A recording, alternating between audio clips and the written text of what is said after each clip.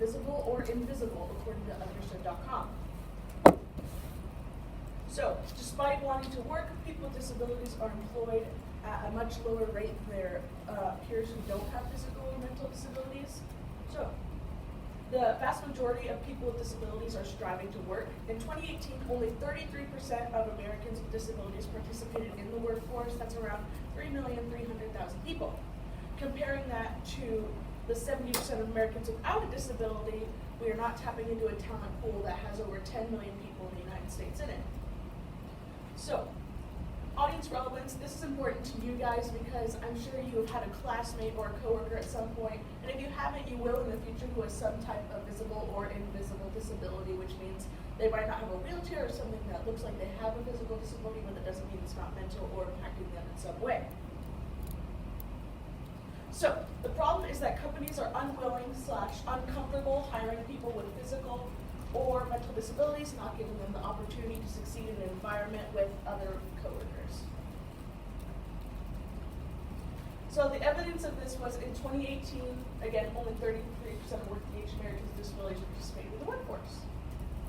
So the solution is to create an inclusive and disability supporting, not friendly or inclusive, I will come back to the point in a second, workplace so that those with disabilities can thrive in those circumstances.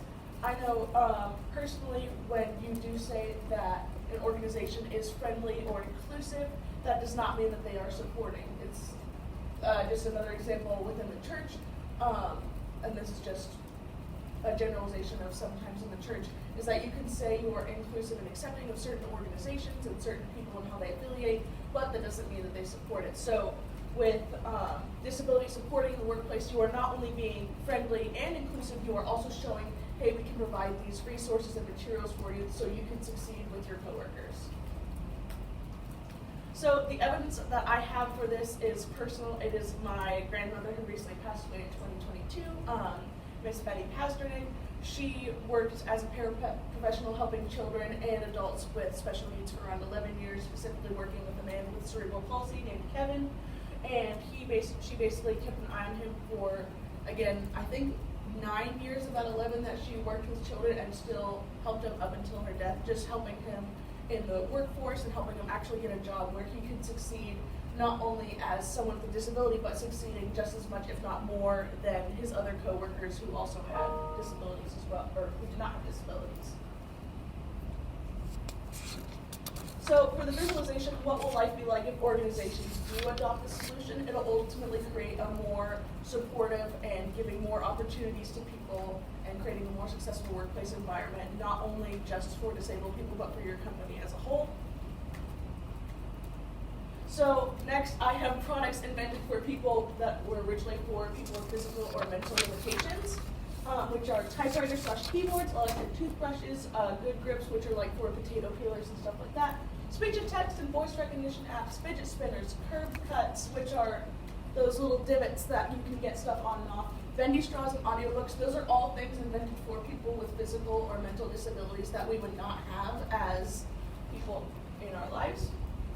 And I also have important figures in history of physical or mental limitations, which include Harriet Tubman, Maya Angelou, Ralph Lauren, who's actually the inventor of the world's first battery-powered scooter and wheelchair lift, and Rosa May Billinghurst, who was a suffragette for women's rights. They all had physical or mental disabilities, and they are people who have impacted history for the better. So some of the satisfaction steps, which are for BetterUp, include creating safe spaces, reviewing your materials, hiring an expert, talking to people about their experiences, promoting diversity on all levels, and being transparent. And I will stop so you guys can write this down for like 2 seconds.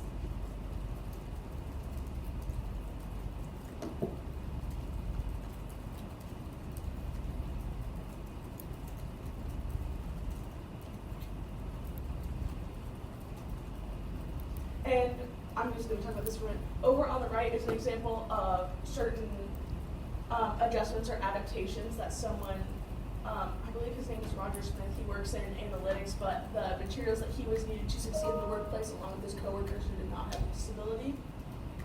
I will come back to that, it's okay. So some action steps are do your own research, don't be afraid to ask questions and engage with community groups. And I do agree with this. While it is okay to ask questions, someone with a physical or mental disability should not be your only pipeline to getting information about the disabled community as a whole. You also need to be able to do your own research and not be afraid to engage with others about their experiences. A really good quote from Better Up that I like was, "Embrace diversity, don't just tolerate it." So yes, you can tolerate diversity. You can just see these people as people who move on with their life, or you can actually include them in your community and create a more successful, better business as a whole.